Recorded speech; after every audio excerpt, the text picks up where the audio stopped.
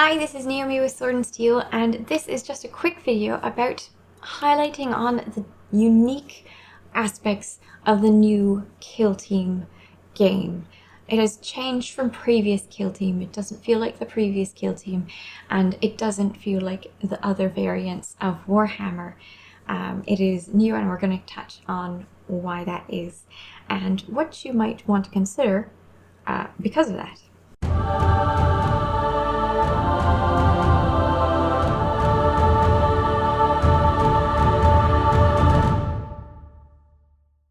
So I will also be doing a video detailing on the contents of Kill Team Octarius, where I'm getting these rules from. Games Workshop gave me Kill Team Octarius early so I could give it a shot, try it out, learn the rules, tell you all about it probably. And the kit itself is quite lovely. The Death Core of Kree and the Commandos are not push fit. They're highly customizable pieces, ranging from each model having to be assembled in from 6 to 16 pieces, not including their various options that you could give them. These are highly detailed kits, and you have to take your time to put them together because of how many pieces they are, but they're really nicely done. I think you'll be well pleased with that, and I enjoy the orc terrain too. But I'm not going to go into that. That is for another video. Probably quite likely the next video. So make certain to subscribe and hit that bell if you want to see it. But our focus today on this video is just going through what makes Kill Team unique. Okay, first off, I do not consider it anymore a gateway to Warhammer 40,000. The previous Kill Team was a gateway to Warhammer 40,000. This one, it just feels too different. It feels like its own unique game. Age of Sigmar feels more like Warhammer 40,000 than this Kill Team feels like Warhammer 40,000, to give an example.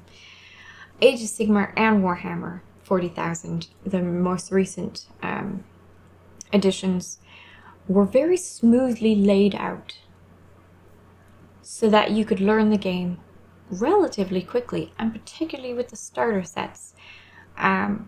When you're reading through these core rule books for Warhammer Age of Sigmar and Warhammer 40,000, you get an idea of how to play fairly quickly, and it's all cleanly laid out.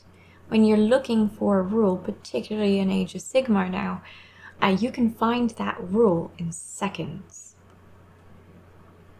That's not the case for this Kill Team core rulebook. For you to understand the rules, you have to read through every one first, and then go back and read it again, because there are very few reference page numbers. Literally, you will hear about a rule, and you won't even know what that rule means until maybe 11 pages later. Perfect example. Don't remember what, but I know that in one of these rules, it doesn't describe what it means until 11 pages later. I'm not exactly certain why they did this, because clearly the Age of Sigmar one was so cleanly laid out, but this one is not the same. I would not suggest this to, I wouldn't actually suggest this to people like dabbling, getting their fingers in some Warhammer. It's not exactly what I would suggest, unless of course you watch a tutorial on how to play. I'm going to be making tutorials on how to play Warhammer Kill Team, this new variant, because I think it will be useful, particularly to people who haven't played skirmish games before, because there's a lot of information that you have to get into your brain before you can play the game. It's interesting why they did that. But when you actually do play the game, when you do, it becomes great fun. So there's a bunch of differences. I'll try and highlight like the ones that make it quite unique, okay? First off, you move in straight movements. You don't go around a corner like this. like a normal person would. And all of the other variants, you actually go around the corner in straight movements. So, boop, boop, boop. Why I'm not certain. It probably has to do with terrain being very important in this game as well, because cover basically saves you from one successful hit, just like that. Your opponent rolls dice to try and hit you. If you're in cover, one of those successes disappears because you're behind cover. Cover is important. And it's going to be plentiful in Kill Team. It can be plentiful. Also, it's going to be a much more 3D game than some of the other variants because you have vantage points. Vantage points can get rid of your opponent's cover, getting up off the ground. Also, even in the very first mission in Kill Team Octarius, you gain victory points on your vantage point, which is up off the ground. It does seem to be like it's going to be a lot more 3D. And that it certainly helps out if you're dealing with straight movement instead of curvy movement. So I think that's probably why they decided to do straight movements, and straight as in one triangle, circle, square, and pentagon. I don't know why they chose these shapes for this. Why they chose a pentagon for 6 inches. If you're going to use a regular ruler, you can. Why they chose a triangle for 1, a circle for 2, and a square for 3. I don't know why they did that, but it's only 4 things to remember. It should be straightforward enough. But that's what the movement is, so that makes it feel different. Shooting is very similar. You grab your gun, see how many attacks you do, you roll your attacks. If you have a 3-up ballistic skill, then you succeed on 3s. 6s are critical hits, critical matter, which is one way it could be compared to Warcry for Age of Sigmar, but Warcry for Age of Sigmar is different from this version of Kill Team to Warhammer 40,000. Again, I'd say just scoot into Warhammer 40,000 9th edition if you want to jump in. You can play small versions of the game now, and Kill Team just feels too different. Of course, the models are interchangeable. If you're new to both of them, you can certainly play either or in both games, but Kill Team definitely is now different from Warhammer 40,000 in a lot of ways now. Now, I'm going to keep going. Okay, so shooting, you roll to hit. Critical successes are 6s. They do more damage. That's cool. However, when your opponent is saving, they use their own defense dice stat. No matter how many hits or critical hits you got, they roll independent of that. So if they have a defense stat of 3 on their data sheet, they roll 3 dice against your shooting attack.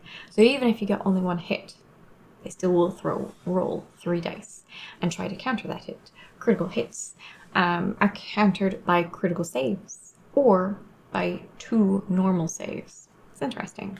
Feels different. It's cool. I enjoy it. Fighting I enjoy even more. Fighting is cool. So each operative is going to be playing one at a time. You're not playing in units. You're not playing multiple models at the same time and then your opponent goes. Now each model is going to be uniquely going. So you get to choose a model and it goes. Your opponent gets to choose a model and it goes. Turns are shared. In that way, it's another thing like Warcry. And the number of wounds that you get for your models is also like Warcry. We've got a range of currently about 6 to 13 wounds on each model. So that's like Warcry, but that's where it ends. After that, it feels different. In fighting, you both fight. It feels, I don't know the exact, I can't remember the game it feels like, but it kind of feels like, is it Risk? Basically, you've got attack dice for your attacker and you've got attack dice for your defender, and you both roll simultaneously based on what your melee weapon says you have attacks for. And you have your hits and you have your critical hits if you get 6s, and they have their hits and their critical hits if you get 6s. The person who is attacking gets to choose one of those hits or critical hits and either chooses strike or parry. Parry can counter one of their hits, or strike can just deal damage to that person automatically. And they have the same option. They can choose, because you're doing it one at a time, you got to choose one, and now they get to choose one. Say they have a critical hit. They can counter one of your critical hits or a normal hit by choosing parry. You get to react to your dice rolls in combat.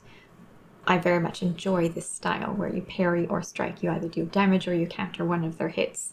All depending on the situation. I like that. Let's see, the next thing about Kill Team that is different is that there are no points. At least not yet. You do have points for your equipment. You get up to 10 points, and the equipment costs a certain amount of different points. And the equipment gives you additional bonuses, kind of like artifacts or relics in the other two variants of the game, but you're probably going to have 5. A lot of your team members might have a piece of extra equipment that gives them an extra ability. But the points themselves do not exist for your models. It's just for Death Corps of Krieg. You get 10 models. You can choose what they are, what kind of weapons they have, but you get 10 models. Commandos, you get 10 models. When the compendium comes out for all the various factions of Warhammer 40,000 Kill Team, all of the various armies you can choose, Space Marines and Orcs and Eldari and Drukhari and so on, you will get a certain amount of models that you can use to build your kill team. It's all based on number of models and the type of models that you can play. I will be going through that in the future. So that's interesting. I'm not exactly certain how well that is going to work. They've done no points cost before, but I'm sure it'll be fine. Either way, I'm excited to try it out. I'm excited. In that part, it's quite basic. You get 10 models, choose what you want. Or you get, if you're like Custodes, you get 4 models, choose what you want. I guess that's about it. Those are what makes the Kill Team unique. There are more things, but I'm going to be doing more videos on it. I'm going to be doing tutorials so that you don't have to suffer through the core book. I am very much enjoying it. Playing it out, though, is super fun. I'm excited to be going up ladders and going down ladders and jumping off and traversing across terrain pieces. They've got it well thought out. I don't think they've got it well laid out in the book, but they do have it well thought out, I think, and I'm excited to keep playing it. Well, that's all I'm going to say for now. I just wanted to give you some ideas just as I get back into it. I'm getting back into it now, and very soon I'll have a video of where all of the models are checked out up close. All right, just got to do it. All right, thanks for watching. I hope you enjoyed. Like and subscribe if you did. Hit that bell notification if you want to know as soon as we put out the next video. And I will catch you in the next one. Bye. Quick tip. Death Corps Krieg, stay out of combat with your orcs. Orcs, vicious in combat. Except for the poor Grot. He's better for objectives. Oh, it's been great fun. Okay, see you.